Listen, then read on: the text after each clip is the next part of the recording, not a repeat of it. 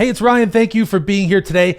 I want to geek out about one of my favorite cameras today. It is also, ironically, one of my least favorite cameras. This is about my love-hate relationship with the Blackmagic Pocket Cinema camera.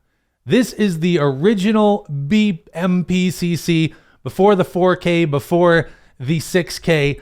This was a 1080p Cinema Raw, tiny little cinema camera. I remember the first time I heard about this, I thought it was awesome. This came out a long time ago, 10 years ago almost now, and it was a miracle. It changed the game. It was famously used, as a crash cam. It was used in movies, and I always loved the image that came out of it. About a few years after it was out, I really considered getting one. The price was coming down. I was using a Sony mirrorless at the time, and the funny thing is if you take this giant kit lens off, this thing is tiny. It's about the size of one of the Sony a6000s or something comparable to that. Truly the tiniest cinema camera. And it was just amazing. I always loved just the velvety image that came out of this camera.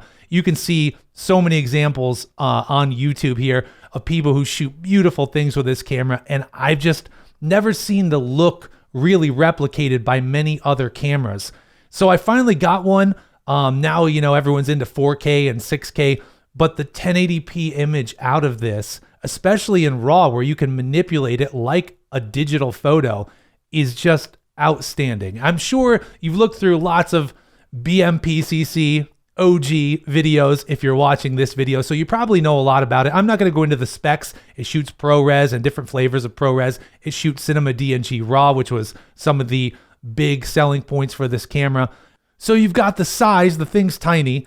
It shoots a beautiful image. It shoots RAW, and it's almost perfect if you just stop there. However, if you've used this camera, you know that that's where all of the problems begin. First of all, on the back, you've got this little screen, and it's great. Blackmagic has always been good at menu systems, but you can't see it if you're outside in the sunlight. I've got the brightness turned all the way up, and you can't see it. So you need to use this micro HDMI port, which is terrible and often breaks on a lot of these cameras, to go out to a monitor. So now you're starting to build this camera up, or, you see some people basically turn it into what looks like a digital Bolex, and they attach a viewfinder to the back of it, and they're looking through it. They put a pistol grip on it, and that's cool and all. But again, you start to destroy one of the things that's so attractive about this camera, and that's that it's little. In fact, I'd love to use my 20mm prime pancake lens on this, and I have, which makes it much, much smaller than this giant kit lens.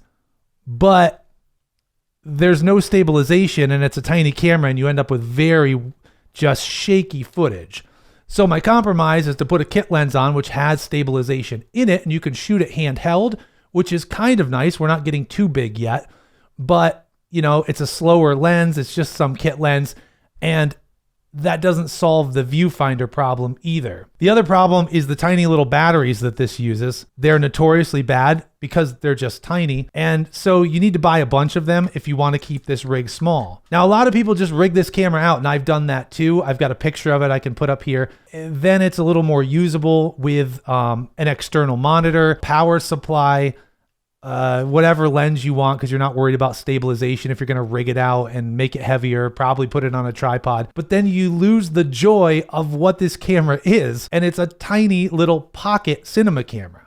Now, the follow-up to this is a camera I like very much, the Pocket Cinema 4K, the Pocket Cinema 6K after that. They're great, but they were no longer pocket size. This thing, at least without this big kit lens, is very pocketable. If you put a small lens on, you can slide it in the pocket, but then again, you lose the stabilization, and it's real hard to shoot the footage. And these follow-up cameras were huge. They were not pocket cameras. So therein lies my struggle with this camera. Without external battery, you have terrible batteries. Without an external monitor or a viewfinder, you can't see the screen. But you add those things, and you start to lose one of the things that makes this so enjoyable, and that's that it's tiny. I found myself taking it off the rig, just using the crappy batteries, and not much better, a kit lens, but at least I've been carrying it around and shooting footage with it. I guess the greatest thing would be if they made a true follow-up to this camera, a Blackmagic Pocket Cinema camera that was truly a pocket.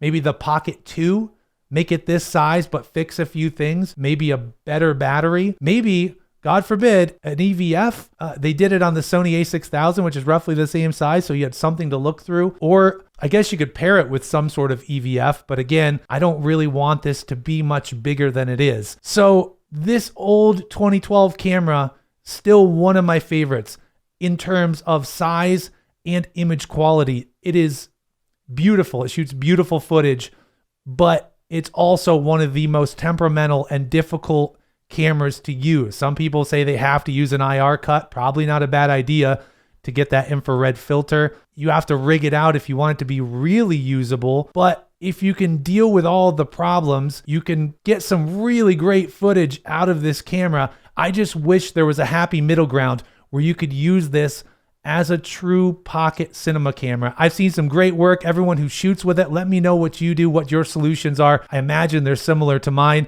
And I know a lot of you shoot some beautiful footage with this camera. So would I recommend it?